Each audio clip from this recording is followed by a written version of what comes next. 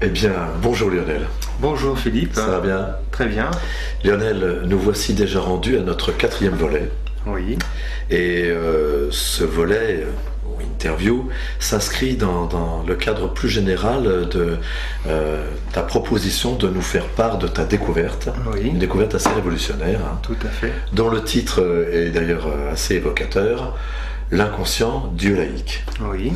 Alors aujourd'hui Lionel, tu nous proposes d'aborder 3 thèmes plus particulièrement, qui s'inscrivent là encore dans le cadre de la relation entre le conscient et l'inconscient. Donc dans un premier temps, tu nous évoqueras les éventuelles différences qu'il peut y avoir avec l'hypnose. Et enfin dans un 3e temps, eh bien, tu aborderas la notion de somatisation ou de psychosomatisation. D'accord. Ça marche comme ça ? Ça marche comme ça. Mon cher Lionel, nous sommes tout prêts à t'écouter. Donc, concernant l'hypnose, déjà, l'hypnose, qu'est-ce que c'est ? L'hypnose, c'est un état de conscience modifié.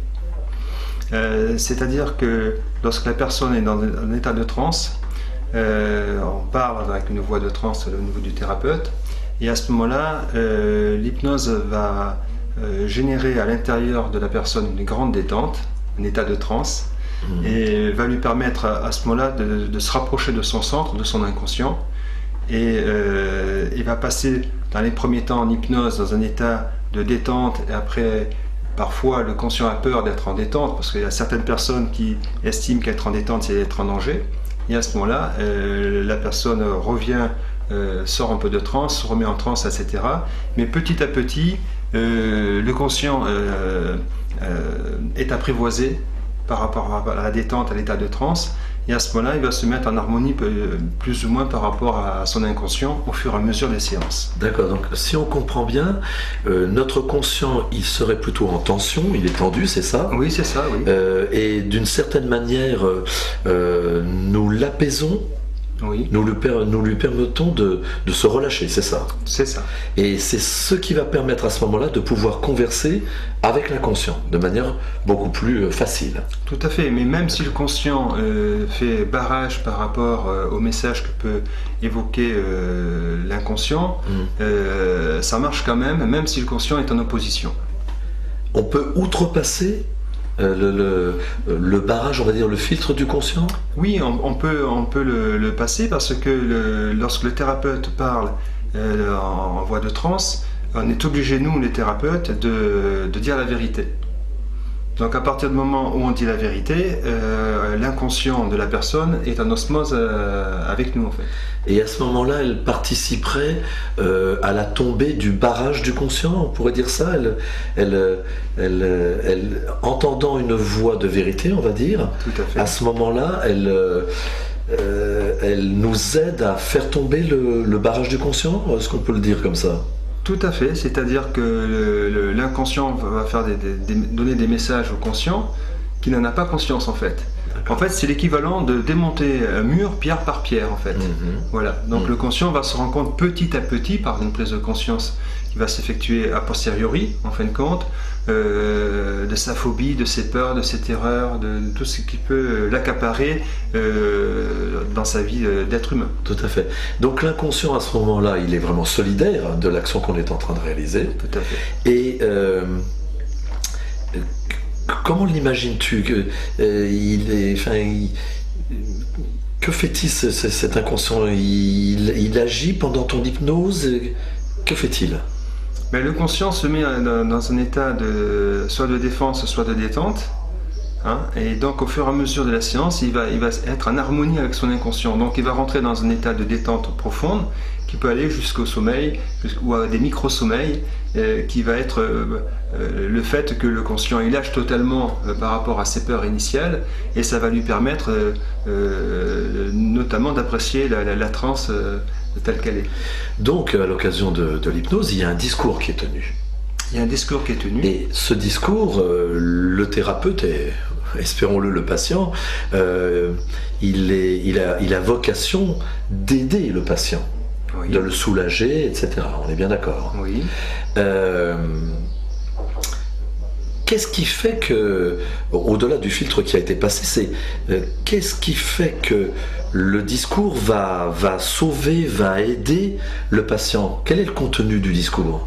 Alors c'est un discours qui est particulier au niveau de l'inconscient, c'est-à-dire au niveau de l'inconscient, ce qu'il faut faire, c'est toujours lui dire la vérité, c'est-à-dire qu'on fait un protocole avec le patient en amont, et ce protocole, on l'applique à l'identique lors de la séance de transe, et c'est un langage à base de métaphores, d'ellipses, d'histoires, pour justement ne pas choquer le conscient d'une manière trop directive en fin de compte, et permettre au thérapeute de ne pas choquer le patient lors de la thérapie. Et c'est un langage de vérité, puisque le thérapeute a une obligation lorsqu'il parle à l'inconscient de l'être humain, puisque l'inconscient, on l'a déjà dit lors des séances précédentes, c'est le langage de la vérité. Et donc à ce niveau-là, l'inconscient qui est situé dans l'estomac et les intestins, puisque c'est un deuxième cerveau, a sa propre compréhension. Et la seule compréhension que peut avoir l'inconscient, c'est la vérité. Donc si le thérapeute, lorsqu'il parle en séance, est dans la vérité, à ce moment-là, le conscient de la personne va admettre que le thérapeute est sincère et honnête, et au fur et à mesure de la séance, le thérapeute qui représente en fait son inconscient, c'est-à-dire lui-même, il va apprendre à se faire confiance. Il va apprendre à se faire confiance au fur et à mesure, oui. Et à ce moment-là sortir de ses peurs ou de sa dépression.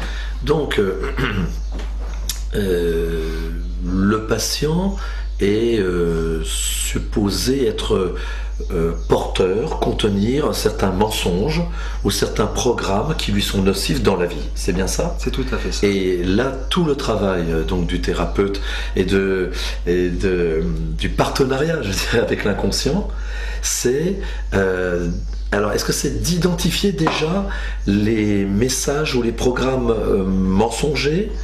Et au-delà de les identifier, est-ce que c'est de les dénouer, de les éliminer? Qu'est-ce qui se passe exactement? C'est-à-dire que chaque être humain a dans sa vie un schéma parental, un père et une mère, qui, de par leur mode d'éducation, peuvent dire des vérités, également des non-dits ou des mensonges. Et la personne vit donc avec cette vérité et ce mensonge et n'arrive pas à en sortir. Donc tout le but du thérapeute, c'est de décoder le langage du patient et de faire le tri entre le bon grain de l'ivraie, c'est-à-dire de lui faire prendre conscience que la croyance qu'il a en lui-même, parce que chaque être humain est obligé de croire, que la croyance qui est en lui-même est fausse, et que petit à petit, il doit la modifier. Et ça se fait d'une manière très simple, c'est-à-dire au fur et à mesure des séances thérapeutiques. Le conscient va digérer les séances parce que c'est une fois par semaine, il va digérer les séances et il va évoluer au fur et à mesure de son discours. C'est pour ça qu'il y a des discours de début de thérapie, des discours de milieu de thérapie et des discours de fin de thérapie. Et c'est pour ça que dans mon livre Le merveilleux pouvoir de l'inconscient, il y a une histoire de Daniel C. Qui était en séance, et on voit la modification de son langage primitif et de son langage terminal. D'accord. Donc, lorsque l'on veut déconditionner le patient d'un programme qui lui est préjudiciable ou nocif, cela ne se fait pas en un seul temps. Il n'y a pas une élimination à la seconde. Il y a une identification et un travail qui s'opère sur ce programme et qui va nécessiter plus ou moins de temps avant d'être éliminé ou modifié, c'est ça? Tout à fait. D'accord. Tout type de programme nocif est envisageable là, on est bien d'accord.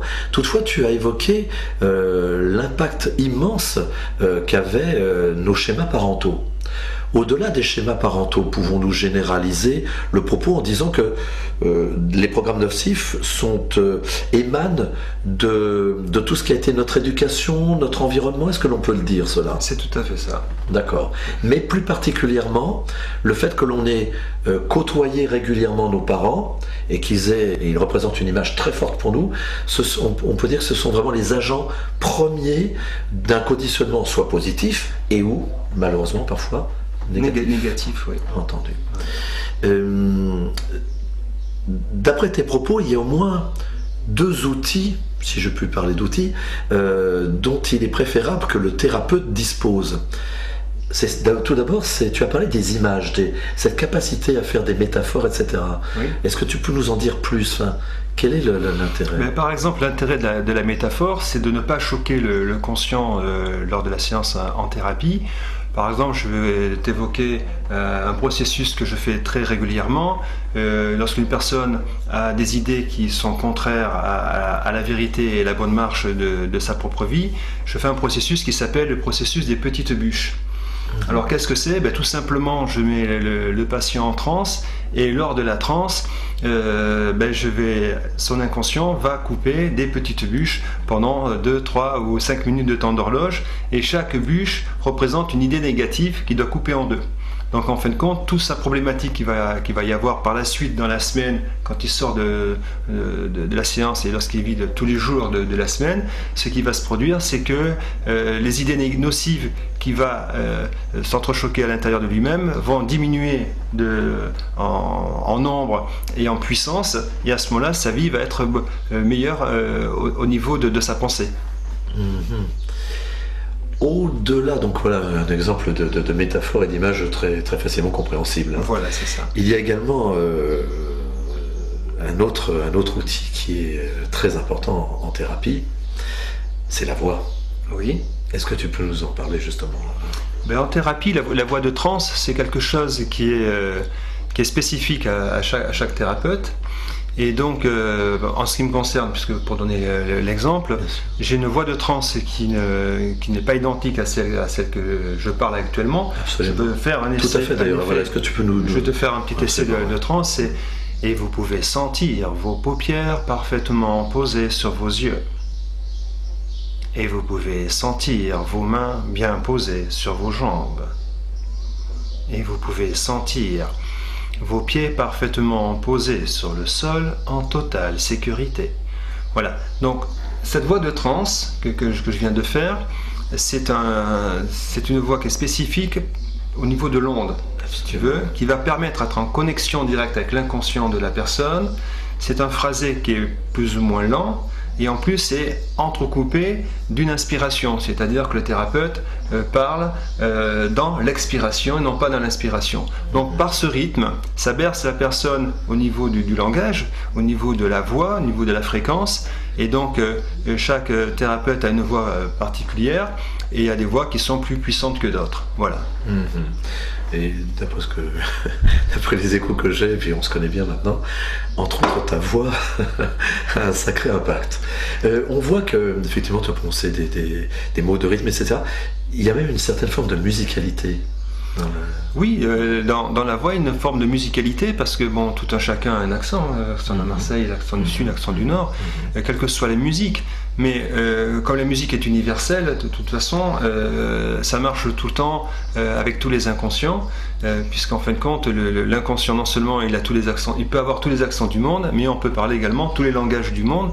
Ça va très loin, parce que au niveau du langage et au niveau de ce que je viens de te dire, là je fais un petit aparté, c'est que j'ai pu hypnotiser des personnes qui ne parlaient absolument pas le français, donc des Anglais ou même des Turcs, et l'hypnose marchait absolument parfaitement, aussi bien pour l'américain que pour le turc. Donc on n'a pas besoin en hypnose de parler la langue de la personne avec qui on le fait, puisque l'inconscient connaît tous les langages, puisque le langage universel. Et oui, puisque c'est le dieu laïque. C'est un dieu laïque, tout à fait. Effectivement. Donc en tous les cas, c'est ça. C'est assez intéressant, parce que on pourrait, ça laisse supposer que dans le rythme et dans la tonalité, rien que dans la sonorité, l'esprit de vérité, la vérité passe. Voilà, il y a une fréquence. Lorsqu'une personne parle, lorsqu'un langage de vérité, la voix se place sur son centre. Poser sa voix, c'est trouver sa voix. Et à partir du moment où la voix se pose, et c'est une voix de vérité et de sincérité, le message est d'autant plus puissant. Je veux dire que c'est presque comme une empreinte digitale, sauf qu'elle est sonore. C'est comme si l'inconscient disait, avec ce rythme-là, avec cette sonorité-là, avec cette longueur d'onde-là, tu parles un message de vérité, et donc je suis totalement enclin à œuvrer avec toi pour le bien de l'être au sein duquel je me trouve. Tout à fait. Très bien. Depuis combien de temps pratiques-tu, toi, l'hypnose? L'hypnose, je la pratique depuis août 2001. J'étais formé par Anne Linden, qui était une élève du docteur Erickson, donc c'est assez historique. Et donc, ça fait donc 10 ans maintenant que je pratique. Et je suis parti des travaux du docteur Erickson pour évoluer notamment au niveau de mes métaphores, des histoires que je peux raconter selon diverses souffrances que peuvent avoir les personnes.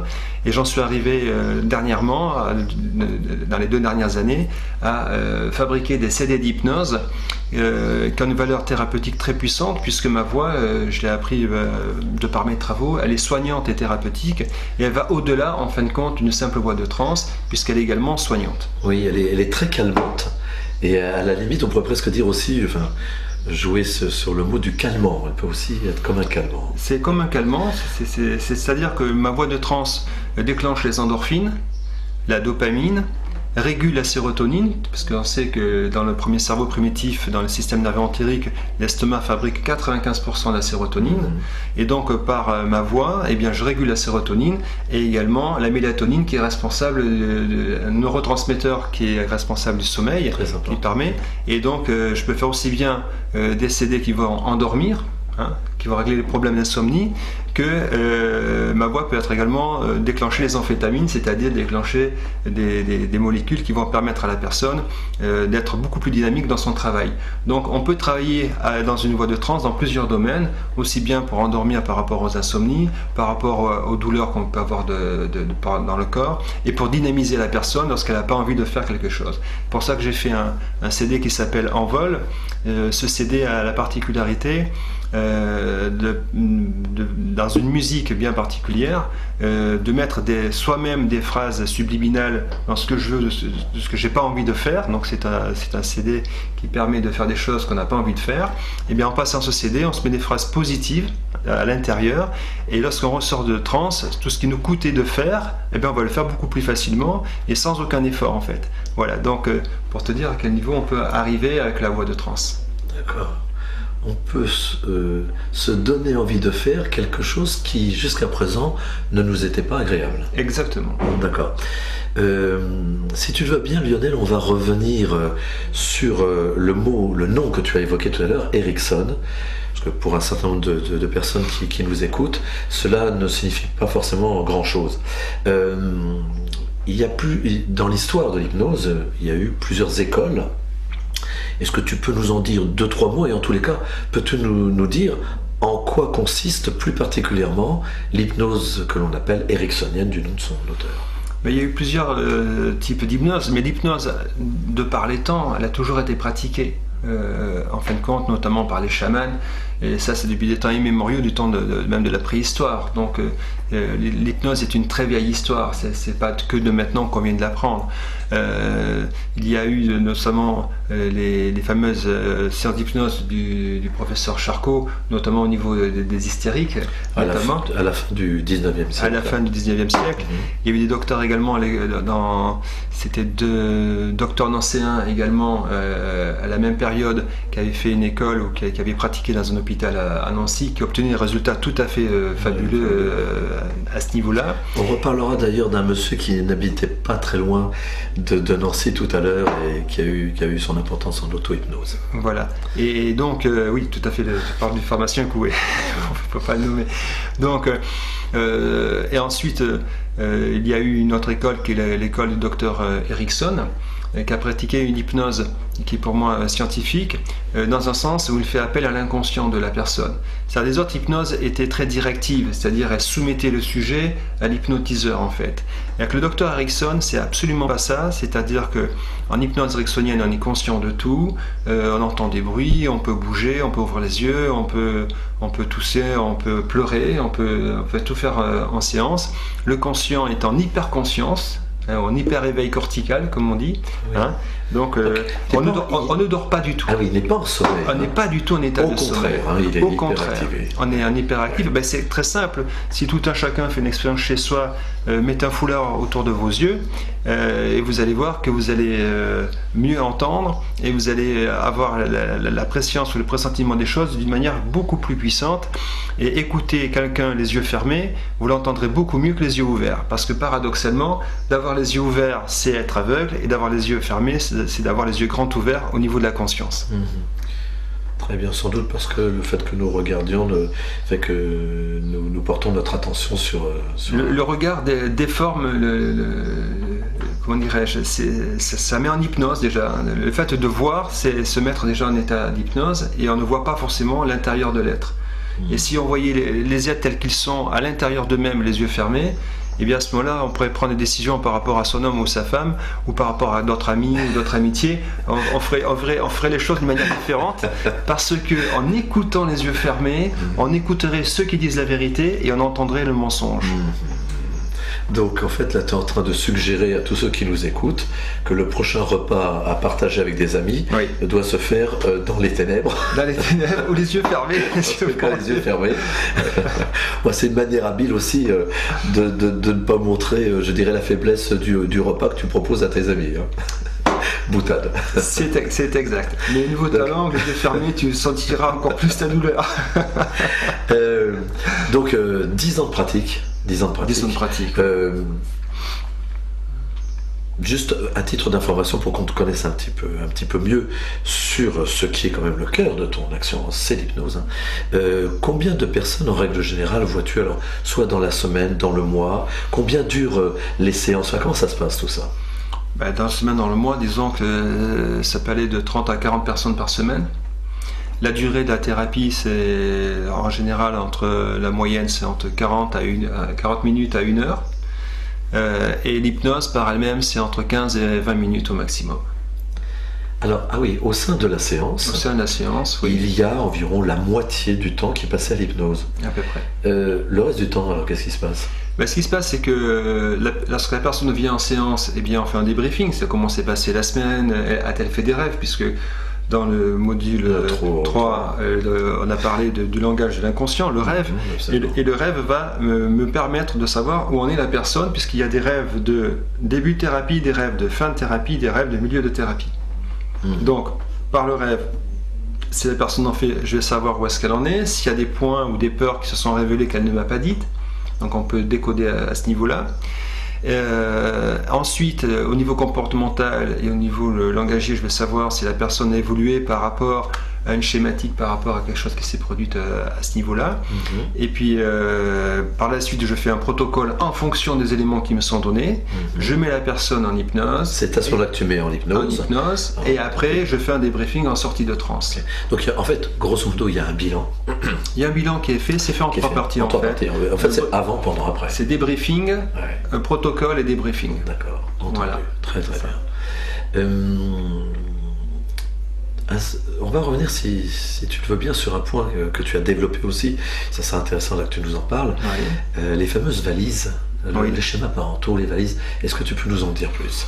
Eh bien, à l'origine, j'avais fait, il y a 2 ans, en montant sur Paris, un CD qui s'appelait Les valises en cuir universelles. C'était un processus dans lequel l'inconscient de la personne va rendre les valises à son père et à sa mère. Et ensuite, au fur et à mesure de ces séances, de se libérer des peurs, des angoisses et du narcissisme de ses propres parents. Oui. Et donc ces valises, en fait, au début, si on parle d'un début dans l'histoire, elles appartenaient à qui? Alors les valises sont transmises, les parents transmettent à leurs enfants des valises de peur, d'angoisse et de narcissisme. Dans ces valises-là, voilà. À l'image d'habits, on trouve plutôt tout un ensemble d'éléments qui sont négatifs, on va dire. D'éléments négatifs qui sont imprégnés à l'intérieur de la personne, et en rendant les valises donc à ses parents, on se libère de leurs peurs, de leurs angoisses, etc. Et ce qui s'est produit, il y a eu un phénomène notamment à Paris où une jeune femme l'a passé pendant 8 jours consécutifs, parce que moi à l'origine je pensais que ce CD suffisait en le passant 2 ou 3 fois, c'était suffisant. Eh bien pas du tout, elle a passé 8 fois consécutives tous les jours, et moi j'étais un peu effrayé parce que je trouvais que c'était trop important. Et ce qui s'est passé, c'est qu'elle m'a dit: oui, mais attention, au 8e passage, les valises étaient plus lourdes qu'au premier passage. Et en fait, ça rejoint l'épisode numéro 3 où je raconte l'histoire, c'est-à-dire qu'à chaque fois qu'on passe ce CD d'hypnose des valises en cuir universel, on se nettoie un anneau de vie. Oui. Et à chaque fois qu'on fait l'anneau de vie, on va retrouver son centre, et après, dès qu'on arrive au moment de l'accouchement, après in utero, et après l'inconscient va vous envoyer dans les vies antérieures, c'est-à-dire que c'est un CD qu'on peut passer jusqu'à la fin de vos jours. Et la particularité, c'est que plus on est proche de son inconscient, plus votre vie va se modifier. Vous allez vous élever spirituellement, et à ce moment-là, vous aurez les personnes que vous mériterez, aussi bien dans vos amis que dans votre mari, votre compagnon, ou dans votre relation professionnelle. Et à ce moment-là, vos intuitions deviendront de plus en plus grandes, et vous irez beaucoup plus vite dans vos décisions, mais dans les bonnes décisions, et vous gagnerez des dizaines, des vingtaines, voire des trentaines d'années. Quand tu parlais des vies antérieures, oui. Parlons d'un patient, tu parles de la vie antérieure de ce patient? De ce patient. D'accord. Et l'avantage des valises en cuir, ce qui est merveilleux, c'est qu'on n'a pas besoin de revivre ce qu'ont vécu nos aïeuls, ou revivre une enfance difficile, puisque en rendant les valises, on se défait de ses propres peurs, on se nettoie. C'est un CD qui est extrêmement écologique, qui ne porte pas atteinte à l'intégrité de la personne et qui lui permet de passer ses vies antérieures de ses grands-parents, arrière-grands-parents, arrière-arrière-grands-parents d'une manière écologique sans en subir les conséquences. S'il y a une vie difficile d'un aïeul, on va pas la ressentir, puisqu'à chaque fois on va s'en libérer en fait. Et donc on part de la source qui est le schéma parental en fait. Voilà. Et par le schéma parental, on va se nettoyer et retrouver son centre.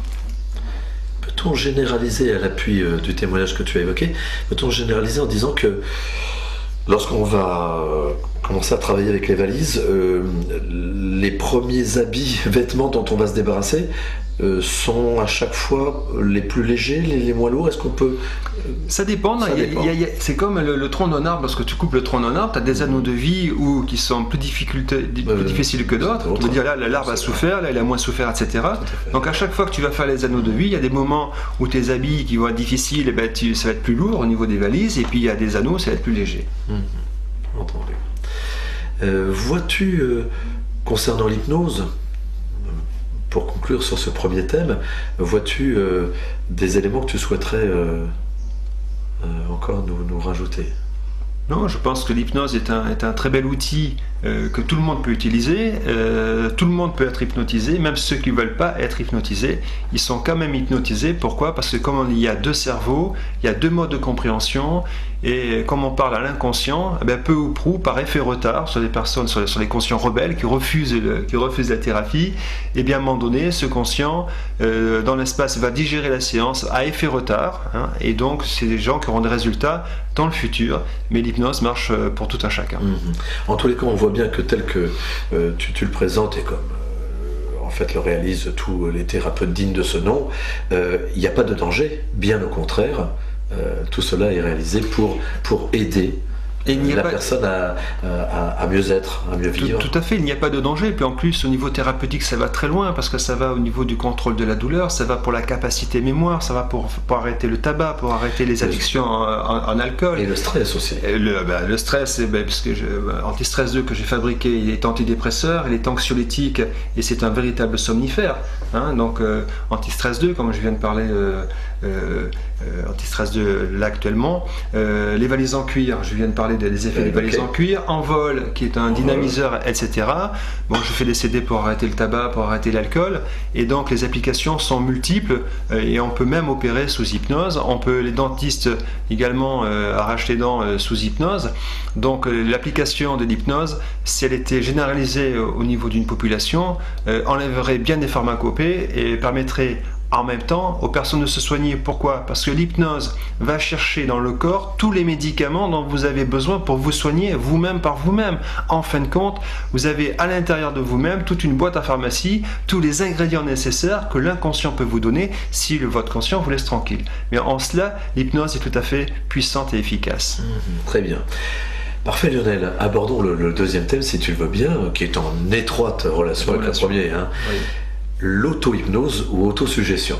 Oui. Alors là, rappelons déjà que l'un des précurseurs, sinon le précurseur, c'est un Français. C'est un Français. Un pharmacien à Besançon, Émile Coué, la fameuse méthode Coué. Oui. Mais au-delà de ce rappel historique, quelle différence y a-t-il entre ce que tu viens de nous évoquer, l'hypnose, et l'auto-hypnose? Et l'auto-hypnose est beaucoup plus directe, puisque la personne n'a pas besoin d'avoir peur de quoi que ce soit, puisque elle va s'auto-hypnotiser. Donc le message qu'il va appliquer peut être plus directif.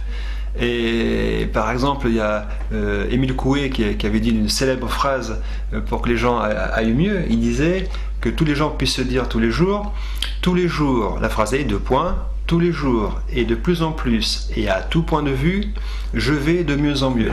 Et il se disait de se la répéter plusieurs fois. Il avait d'autres méthodes, notamment en suggestion, pour refermer des plaies, pour bien travailler, etc. Il faisait des phrases très directives qu'on devait répéter 10 fois, en fait, 10 ou 20 fois selon les personnes. Et donc, on pouvait se les dire à haute voix, on pouvait se les dire les yeux fermés, en fin de compte. Et en auto-hypnose, le résultat est plus conséquent si on a souvent les yeux fermés, en fin de compte, puisque sa propre voix, donc on peut le faire en langage parlé, c'est-à-dire tu peux le dire tous les jours et de des plus en injonctions, plus. ce qu'on appelle un peu comme des mantras. Des mantras ou des injonctions, ça part du même principe. Les mantras, les injonctions.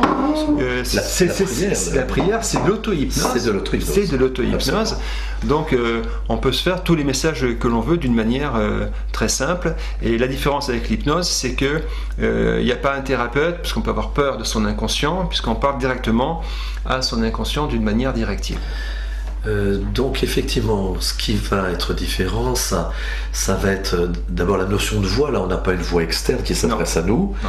On a notre voix intérieure. C'est ça. Okay. Deuxièmement, cette voix intérieure en termes de contenu dans le discours n'a pas besoin d'utiliser des images ou des métaphores. C'est bien ça. C'est ça. Tout simplement parce qu'elle s'adresse à elle-même. À elle-même. Voilà. Par contre, en termes de durée, vraisemblablement, il faut plus de temps en autosuggestion ? Oui, parce que le conscient est toujours là, de toute façon, et lorsqu'on veut une chose. Alors, ce qu'il faut faire très attention en auto-hypnose, c'est qu'il ne faut pas « je veux que ça arrive ». Parce que là, on n'est pas bien parti. Quelle est la manière de formuler la manière de formuler, c'est-à-dire on parle à son inconscient avec vérité. Si les choses se font, c'est bien. Si elles ne se font pas, c'est bien. Tu vois, c'est-à-dire que...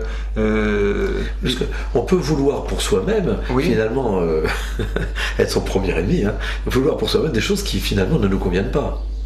Tout à fait, on peut imposer à soi-même une chose que l'on ne veut pas. Donc à ce moment-là, l'auto-hypnose va être défaillante, c'est-à-dire que cela ne va pas fonctionner, puisqu'on va par devers son inconscient. Absolument. Et si on se ment, et là c'est très bien ce que tu dis, si une personne se ment à elle-même et veut une chose qu'elle ne veut pas, eh ben ça ne marchera pas, tout simplement. Et la personne dira, ça ne marchera pas, tout ça c'est nul. Voilà. Mais donc il faut une pratique régulière en auto-hypnose, il faut employer des phrases simples, et pensez toujours une chose, si ça marche c'est bien, si ça marche pas c'est bien.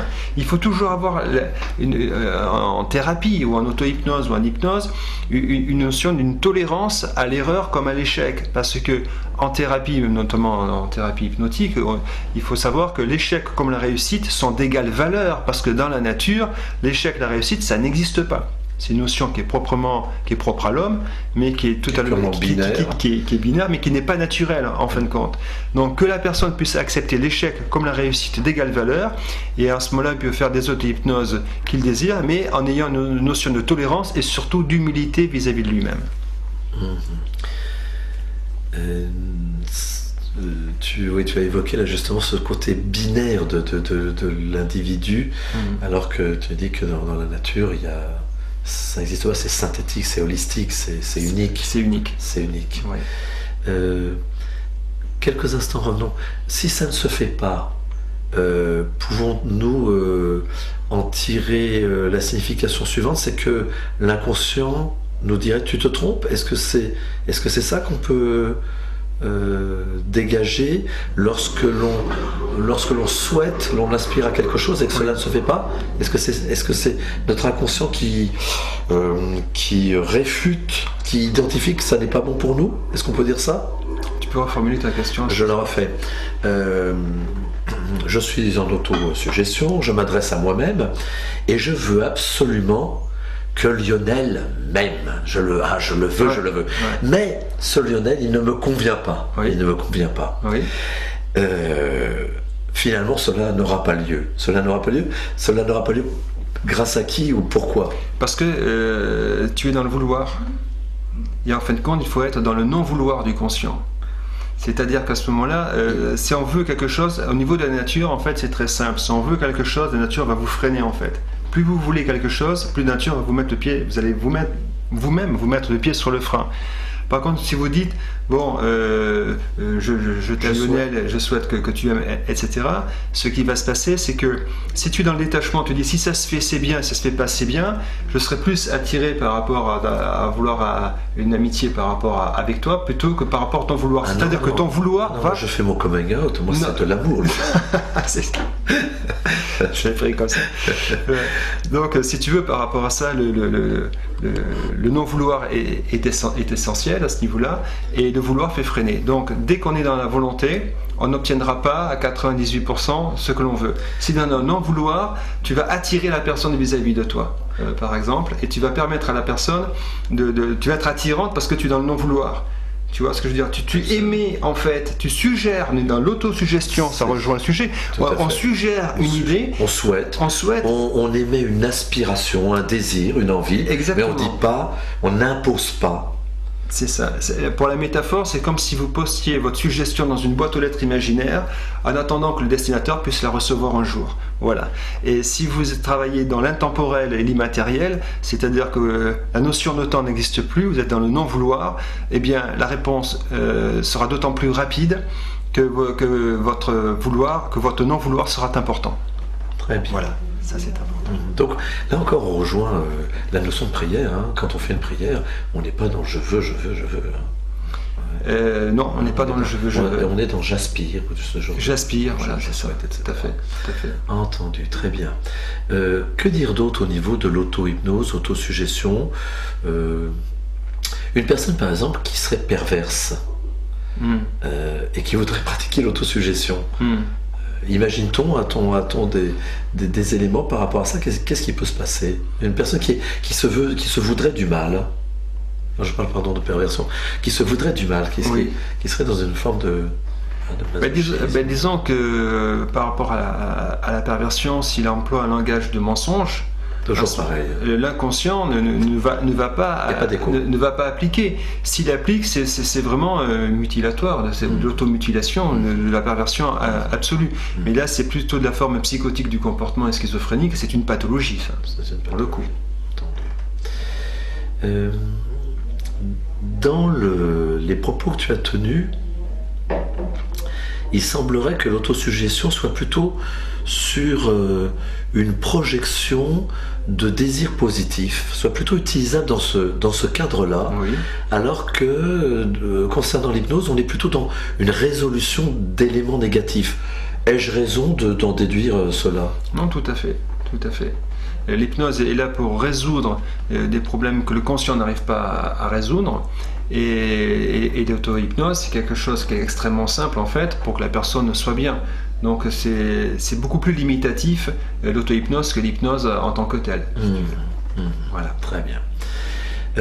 Il nous reste environ un petit quart d'heure, mon cher Lionel. Le temps passe. Bien sûr. Troisième thème que tu te proposes d'aborder aujourd'hui, la somatisation, voire la psychosomatisation. Alors déjà, de quoi s'agit-il?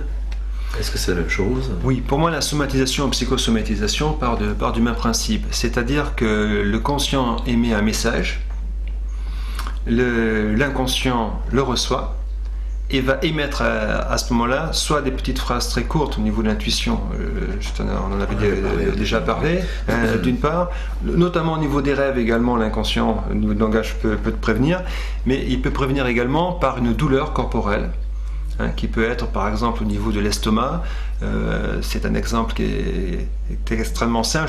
Je vais te raconter une petite histoire qui est l'homme et le verre de lait.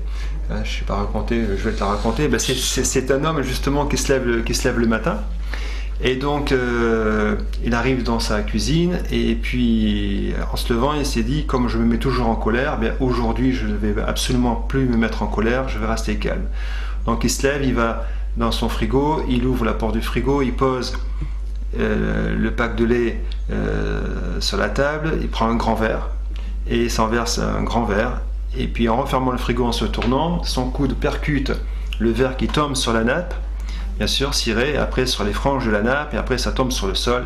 Et là, de rage, il a explosé, il a tapé sur le poing sur la table, il s'est mis du lait partout. Il a dit « je suis un idiot, je suis un stupide », etc. Et là, à ce moment-là, l'inconscient a émis une violente douleur au niveau de l'estomac. C'est-à-dire que avant de se mettre en colère, l'inconscient lui a fait un message très court du style « te mets pas en colère », il a passé outre, il a explosé, et l'inconscient a émis une violente douleur dans l'estomac pour lui indiquer que il n'était pas content de sa réaction et de son comportement. Et là, il a eu une présence d'esprit tout à fait remarquable. Il a dit bon, puisque maintenant je me mets en colère, plus avoir mal à l'estomac, je vais faire quelque chose de très simple. Je vais dire à ma femme aujourd'hui, je me mets en colère, ne t'inquiète pas. Je vais dire à mes enfants, je vais me mettre en colère, ne t'inquiète pas. Il est allé voir ses collègues, bon, si aujourd'hui je me mets en colère et tous les jours je me mets en colère, ne vous inquiétez pas, tout est normal. Eh bien, à ton avis, combien de fois s'est-il mis en colère dans l'année? On va supposer que du coup, eh bien, tout avait cessé. Absolument pas, il s'est mis en colère 3 fois, mais quand il s'est mis en colère les 3 fois dans l'année, bien sûr, il s'est dit c'est normal depuis le temps que je dis que je vais me mettre en colère. Bien joué. Piégé. Attendez, mon cher Lionel. Alors, somatisation. Là, on voit donc, on est plus sur des signaux émis par l'inconscient. Et ces signaux, cette fois-ci, sont visibles, puisqu'ils sont identifiables à certains endroits du corps. Alors ils sont visibles, en tous les cas ils sont sensibles, mais également aussi visibles. Il y a parfois des marques, des taches, etc. Tout à fait. Donc continuons sur ce propos. Le message là qui est transmis par l'inconscient, c'est quoi? C'est arrête, tu es dans l'erreur? Exactement, c'est le signal terminal qui indique à la personne d'arrêter de continuer dans cette forme de pensée, parce que cette forme de pensée est négative et ne mène nulle part. Très souvent, et bien des personnes le confirmeront, lorsque elles vivent un événement qui n'est pas agréable et qu'elles le perpétuent, enfin qu'elles continuent de s'inscrire, très souvent le premier phénomène de somatisation est faible, un mal de tête, un premier signal. Et très régulièrement, si la personne ne cherche pas à résoudre son problème, à ce moment-là, l'inconscient va commencer à émettre un deuxième niveau de signal qui, très souvent, est plus conséquent, plus important. Est-ce que tu peux justement nous parler de cela, de cette enchère? C'est-à-dire que là, il y a plusieurs éléments dans la somatisation, parce que souvent, quand on est dans l'erreur, il va se passer plusieurs phénomènes. D'une part, au niveau corporel, il va y avoir des premiers signaux qui vont se faire, mais également la personne va manger très mal. C'est assez étrange, mais dans la somatisation, la nourriture a également une importance, dans un sens où plus une personne se bute à un problème et n'arrive pas à le résoudre parce que le conscient est dans une volonté « je veux que ça arrive », la personne va somatiser d'une part, et le conscient va chercher la nourriture autodestructrice, c'est assez étrange en fin de compte, va le donner à l'inconscient, il va vouloir punir l'inconscient qui lui donne les bonnes intuitions en disant tu es dans la mauvaise voie, change d'axe. Donc la personne va donc boire, fumer, manger de trop ou se droguer, enfin va prendre des produits toxiques pour faire taire l'inconscient. Et donc là l'inconscient va d'un petit signal qui va émettre, qui va être petit, il va augmenter le signal, et à ce moment-là ça peut être les organes en interne qui vont être touchés. Et si la personne perdure dans son erreur, non seulement dans sa diététique catastrophique, dans son mode de pensée autodestructrice, ça peut aller jusqu'à déclencher un cancer. Donc de la somatisation qui est préventive. Alors bien sûr le cancer ça peut être dans des dizaines ou des vingtaines d'années plus tard, bien sûr ça ça va pas se déclencher tout de suite, quoique sur des corps qui sont fatigués, qui sont immunodéprimés, qui n'y arrivent pas, les tumeurs peuvent arriver très vite et on peut avoir ce qu'on appelle des cancers de type foudroyant. Comment pouvons-nous interpréter justement l'erreur commise par le conscient qui essaie de trouver des dérivatifs ou des parades à sa somatisation? Comment est-ce qu'on... Eh bien, l'erreur, c'est qu'on va avoir un médecin qui va prescrire des antidépresseurs, des anxiolytiques, des somnifères, qui va prescrire du Malox ou des produits pour l'estomac, pour les colopathies fonctionnelles, l'hypertension cardiaque, les problèmes de foie, de rein, etc., qui sont des paramètres indicateurs que la personne est sur une mauvaise voie, ne veut pas lâcher une forme de pensée destructrice en fin de compte, et la personne va directement dans une situation compliqué au niveau dépressionnaire et met en danger sa propre vie en fait. Je vais reformuler ma question autrement. Pardon. Mais tu as répondu d'une certaine manière. Mais ce conscient, en fait, je vais plutôt procéder à un constat. Il se trompe très régulièrement. Hein. Le conscient se trompe très régulièrement par rapport à un schéma éducatif. On en a parlé déjà de l'alimentation. Déjà, c'est la première erreur. Entre les produits laitiers, la farine de blé, et les sucres, les graisses cuites, etc. Ensuite, ça c'est un mensonge au niveau de la nourriture.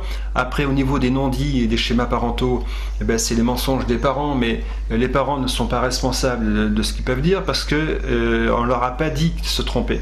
En fin de compte, voilà, donc ça c'est le mensonge au niveau des parents, et après il peut y avoir des mensonges au niveau des amis, des relations, de la société également. Au-delà des parents, il y a la société qui raconte également des mensonges.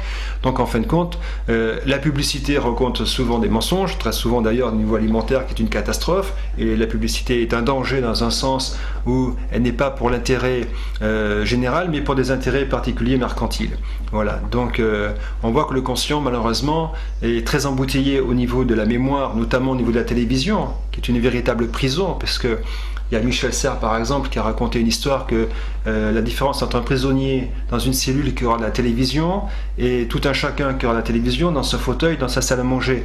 Eh bien, il a démontré que tous les deux étaient prisonniers, aussi bien l'un que l'autre, l'un derrière les barreaux, l'un dans sa salle à manger, parce qu'ils étaient addicts à la télévision et ils ne pouvaient pas bouger de là où ils étaient. Et donc, ils se mettaient automatiquement en danger. Donc tu vois que le conscient est très perturbé par tout ce qu'il voit, parce que le problème c'est le fait que nous sommes voyants, que nous ne voyons pas en fin de compte. Et c'est là le plus grand danger.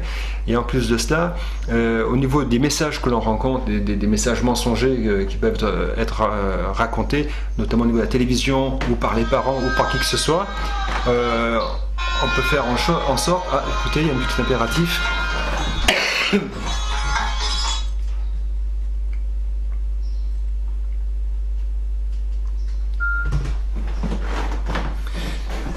Ça c'est le direct, mon filou, mais c'est pas grave, on va garder la séance. Poursuivre. C'est pas grave, on va poursuivre. Donc le conscient est pollué par de multiples mensonges, et à la fin il a du mal à en sortir. Et c'est pour ça qu'un travail en hypnose est fondamental, parce que ça va permettre à la personne de se sortir de ces mensonges au niveau de l'alimentaire, au niveau de la médecine, au niveau politique et philosophique. Il va retrouver son centre pour retrouver son propre pouvoir, parce que chaque personne a un pouvoir qui est extrêmement important. Voilà. On est vraiment dans une écologie. On est totalement dans une thérapie écologique qui va permettre à la personne de s'en sortir elle-même par elle-même, et qui n'a plus besoin donc ni de médecins, ni de prêtres, ni d'hommes politiques, je ne vais pas dire de parents, parce qu'on a toujours besoin des parents pour vivre, mais de pouvoir se libérer de toutes les chaînes qu'on nous a mis depuis notre naissance. En conclusion donc de ce module, oui. Qu'est-ce que l'on peut dire ? En conclusion de ce module de la somatisation, dès que vous avez des douleurs dans le corps ou des alertes qui sont faites par l'inconscient, donc c'est l'inconscient qui vous indique que vous êtes dans l'erreur, à ce moment-là, consultez un thérapeute qui va vous permettre de vous sortir de là, dans un langage de vérité bien sûr. Et en plus, l'avantage que vous avez dans la thérapie que vous allez faire, qui sera en même temps la thérapie la plus facile mais la plus dure au monde, c'est-à-dire qu'en état de transe et en état d'hypnose, c'est de ne pas penser. Donc là, je vous enjoins de faire ces séances d'hypnose qui vous feront faire des voyages tout à fait fantastiques et vous permettra de guérir justement des douleurs dont vous souffrez actuellement. Globalement, les réponses que nous cherchons à l'extérieur, nous les avons à l'intérieur, notre univers, notre inconscient, notre Dieu laïque, il a tout le dispositif pour nous aider à passer un bon moment sur cette terre. Malheureusement, on l'a bien compris encore à l'occasion de ce module, notre conscient l'ignore, et c'est par des voies VOIES telles que l'hypnose que nous pouvons en fait nous rapprocher de ce que nous sommes vraiment à l'origine. C'est bien ça, n'est-ce pas? Tout à fait. Ok. Mon cher Lionel, merci pour ce 4e volet. 4e volet. Un 5e volet à venir. Nous en connaissons déjà la thématique, mais bon, un peu de suspense. Et au plaisir de nous retrouver avec nos auditeurs, en espérant encore une fois que ce module a été le plus éclairant pour vous, et en vous disant à très bientôt. À très bientôt, au prochain épisode. Au revoir. Au revoir.